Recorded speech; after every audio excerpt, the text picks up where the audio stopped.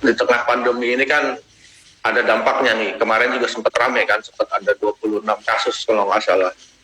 Nah ini bagaimana nih Kang Emil memberikan wejangan atau memberikan arahan-arahan kepada atlet bagaimana sosialisasi atau beraktivitas di sana supaya meminimalisir terjadinya terkena penularan gitu loh Kang. Dan nanti ketika kembali juga kan agak ngeri-ngeri juga nih Kang.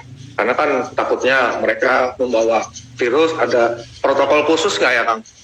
Iya, jadi yang pertama gini, kami bawa tim PCR sendiri, namanya Labkesda Jabar. Jadi seminggu sebelum PON, tim Laboratorium Kesehatan Jawa Barat itu sudah standby di Papua, Kang. Jadi kami nggak mau ngetes di sana, kami mau ngetes sendiri lah, kira-kira begitu. Jadi di luar tim kesehatan pertandingan, kita ada tim kesehatan khusus untuk COVID. Jadi cara Jabar adalah sangat spesial.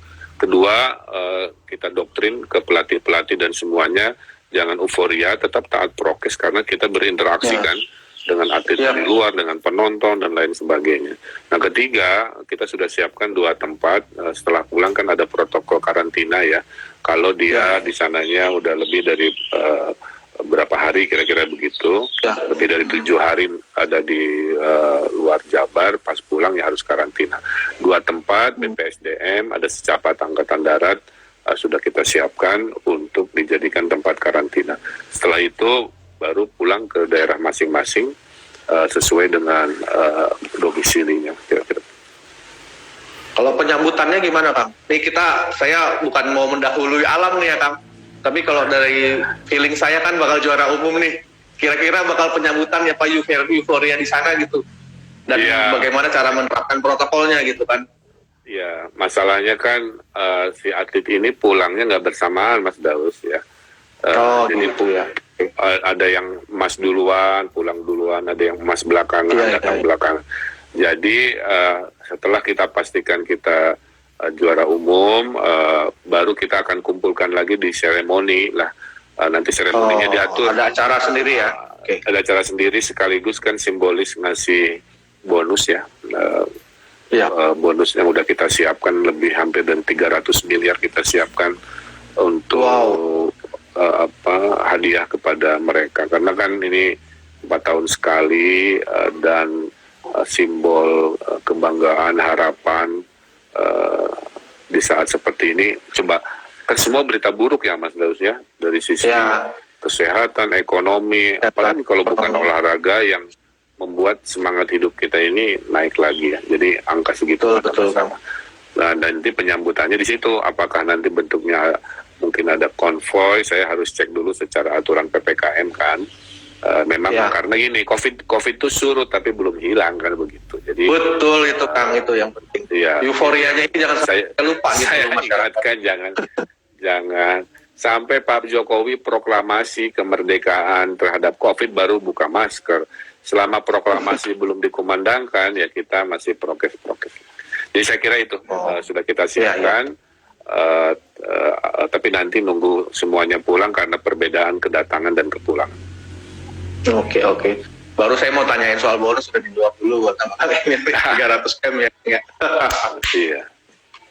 Nah, ini kan soal bonus satu hal ya Kang. Hal lainnya ini kan yang banyak diidam-idamkan atlet nih. Selain dapat uang, apresiasi lain adalah jaminan masa depan nih Kang. Karena kan nggak jarang juga nih atlet-atlet yang masa depannya terbengkalai gitu Kang. Dari Jabar gimana nih Kang?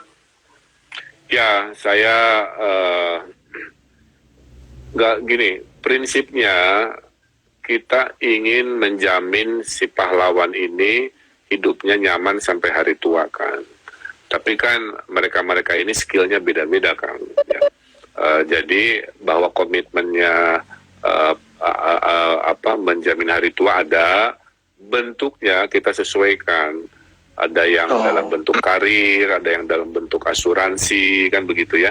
Jadi penghargaan itu sudah kita siapkan, karena kan ada yang, maaf ya, mungkin pintar secara intelektual, itu bisa kita arahkan ke pekerjaan-pekerjaan tertentu, atau hanya sekadar dia kuat di motoriknya, ya tentu juga harus menyesuaikan. Tapi satu hal yang sedang kita konsepkan tadi, asuransi di hari tua, sehingga kalau dia kesusahan ya kita desain dia dapat income, dan kalau sakit, kalau apa juga tidak terlantar lah. Saya juga sedih ya sebagai orang biasa lah ya, walaupun dalam konteks gubernur, kalau mendengar berita di hari tuanya kan ada yang banting tulang, jadi jualan yang seadanya, informal. Ini sedang kita pikirkan secara ilmiah dan secara rasional. Nah, kalau PNS karena aturannya itu pemerintah pusat, saya hanya bisa melobi saja, karena di era sekarang keputusan mengangkat jadi PNS itu kewenangannya bukan di daerah tapi di pemerintah pusat. Tapi ada yang namanya P3K, pegawai pemerintah berdasarkan perjanjian kerja. Jadi dia menjadi pegawai ASN tapi bukan judulnya PNS. Nah, kalau P3K ini bisa ya, jadi statusnya kayak PNS, fasilitasnya sama tapi nggak pakai judul PNS. Itu insya Allah bisa kita maksimalkan. Oke, Kang. Kang, ini kan setelah PON ini kan akan ada Peparnas nih, Kang, ya, Paralimpiknya ya, Kang. Betul. Nah, ini perlakuannya gimana nih, Kang? Dari segi persiapan, dari bonus dan segala macamnya untuk kontingen Jabar. Jadi Peparnas kita kan juga juara, Kang, 2016. Jadi target di 2021 ini, PON 20 ini kita juga juara umum. Sehingga kita bisa menunjukkan ke Indonesia bahwa walaupun disabilitas, ya masyarakat Jawa Barat adalah masyarakat prestatif gitu, masyarakat yang senang bergerak, senang berkeringat, senang berolahraga. Dengan berolahraga kan turunannya adalah menjadi masyarakat yang adil, yang fair kan, yang pekerja keras, yang punya tujuan dalam hidup, yang selalu kompak. Jadi olahraga itu ya Mas Daus adalah bukan soal seru-serunya, tegang-tegangnya saja, tapi yang sering saya ceritakan ke masyarakat Jawa Barat pentingnya berolahraga karena ada nilai-nilai kemanusiaan di situ. Satu, siapa yang mau sukses harus kerja keras, nggak boleh jalan pintas kan, semua harus berkeringat. Dua, hidup itu harus punya tujuan kayak olahraga. Tujuannya apa? Ya menang, meraih medali emas. Maka hidup kita juga sama, harus jadi Jabar juara, harus lulus terbaik, harus sukses di karir, harus sukses di keluarga. Ketiga, dalam olahraga kita harus fair play. Maka dalam hidup juga saya sampaikan ke masyarakat Jawa Barat, kita harus adil, harus berbagi dan menghormati mereka yang memang punya haknya. Kemudian juga olahraga itu menang karena kekompakan, kebersamaan. Maka saya sampaikan juga ke masyarakat Jawa Barat, kalau kita mau jadi masyarakat provinsi yang hebat, kita harus kompak, atau bahasa Sundanya sabilulungan, gotong royong, dan lain sebagainya. Nah, itulah pentingnya olahraga, bukan sekadar medalinya, bukan sekadar seru-seruannya, tegang-tegangnya, tapi direfleksikan, diterjemahkan ke dalam kehidupan sehari-hari tadi, yang selalu kerja keras, yang selalu bekerja sama, yang selalu menghormati, yang selalu taat pada arahan, dan lain sebagainya.